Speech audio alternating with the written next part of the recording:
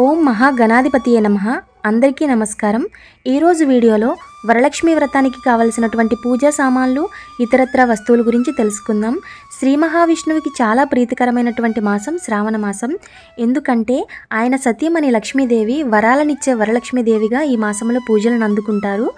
పౌర్ణమి ముందు వచ్చేటటువంటి శుక్రవారం నాడు వరలక్ష్మి వ్రతాన్ని మనం జరుపుకుంటూ ఉంటాము.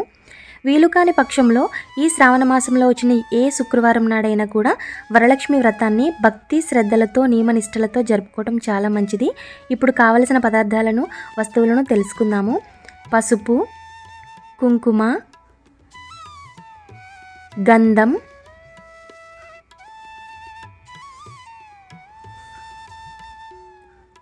అక్షింతలు,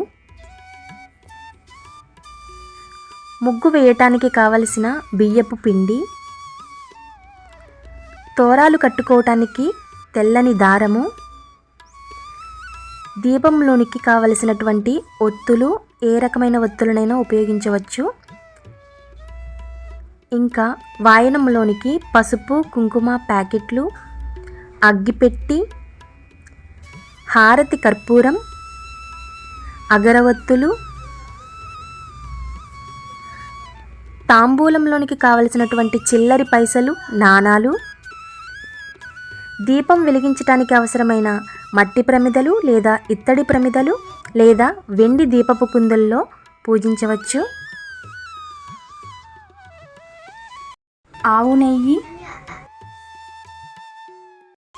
పూజకు కావలసినటువంటి పంచపాత్ర, ఉద్ధరిణి, గంట ఇలాంటి పూజా సామాన్లు, ఇంకా వినాయకుడు లక్ష్మీ ప్రతిమలు, కలశానికి రాగి చెంబు లేదా ఇత్తడి వెండి కలశాలను ఉపయోగించవచ్చు.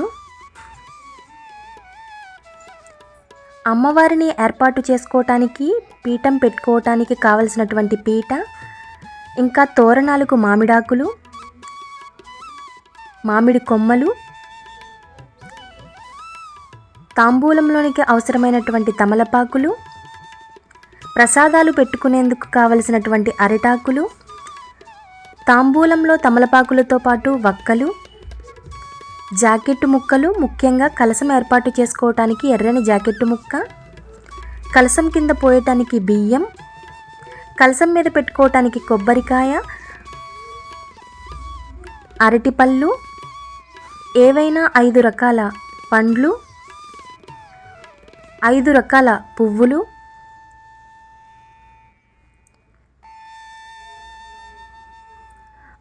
అమ్మవారికి అలంకరణ చేయటానికి పూలదండ, అమ్మవారి ఫోటో, వరలక్ష్మి వ్రతకల్పము,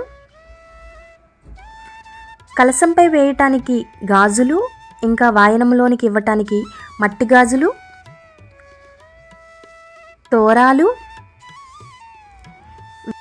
వినాయకునికి చాలా ఇష్టమైనటువంటి నైవేద్యం బెల్లం, ఆవు పాలు, ఆవు నెయ్యి, ఆవు పెరుగు, పంచదార, తేనెలతో కలిపినటువంటి పంచామృతం, అమ్మవారికి చాలా ప్రీతికరమైనటువంటి శనగలు, పులిహోర, చలిమిడి, వడపప్పు, పానకము, పూర్ణం బూరెలు, మినుపగారెలు, క్షీరాన్నం లేదా పరమాన్నం, సేమియా పాయసము,